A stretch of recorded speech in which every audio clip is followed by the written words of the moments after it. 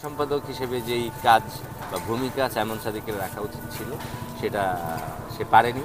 আমি যদি বলি এরকম যে আমি ফেল করেছিলাম, পরবর্তীতে আমি ঘোষণা দিই বা আমি অব্যাহতি চাই।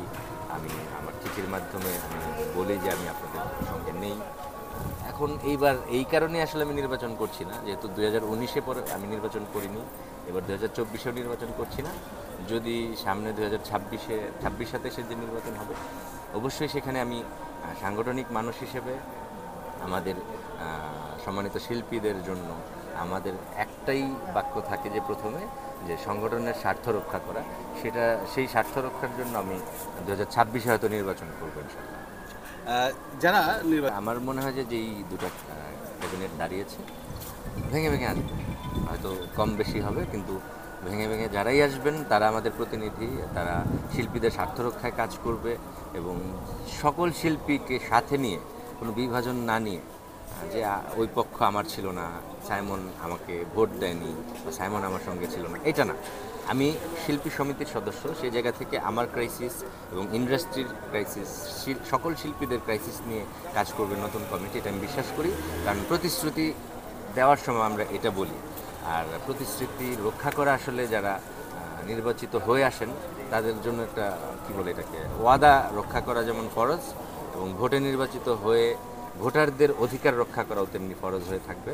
এটাই হওয়া উচিত বলে মনে করি। আর শিল্পীরা সৌন্দর্যের জায়গায় সেই সৌন্দর্য রক্ষা করবে এবং সেটাকে আরও বর্ধন করবে। খুব সুন্দর আপনার অভিনয়, দর্শকরা যেমন সিনেমা দেখতে চায় সেরকম একটি সিনেমার নাম মায়া। পরিচালক জসীমউদ্দিন জাকির ভাই অনেক মায়া নিয়ে সিনেমাটা বানিয়েছেন। প্রযোজক আশিক ভাই চেষ্টা করেছেন তার সর্বোচ্চ দিয়ে দর্শকদের কাছে পৌঁছানোর জন্য।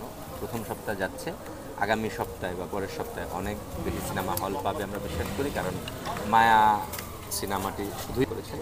দর্শকরা যারা সিনেমা হলে যাচ্ছেন, সিনেমাটা দেখছেন, ঢাকাতে সিনেমা হলের কম পেয়েছে, কিন্তু পরবর্তীতে যারা দেখবেন আমি বিশ্বাস করি, ইতিপূর্বে যারা দেখেছেন পরবর্তীতে যারা দেখবেন একটা কথাই বলবেন যে মায়া একটি ভালো সিনেমা।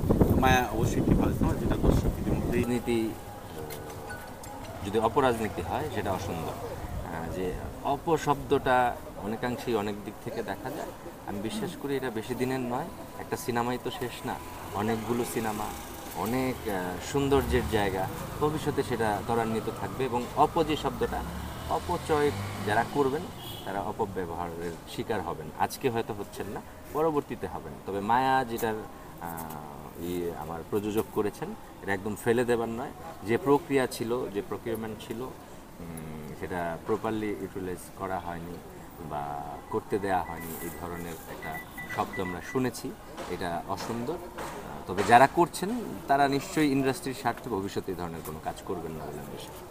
যারা তারা হচ্ছেন সাংস্কৃতিক যোদ্ধা। আমরা হয়তো পর্দায় কাজ করি, কিন্তু আমাদের দেশের সংস্কৃতি অনেক বেশি সমৃদ্ধ, অনেক শক্তিশালী।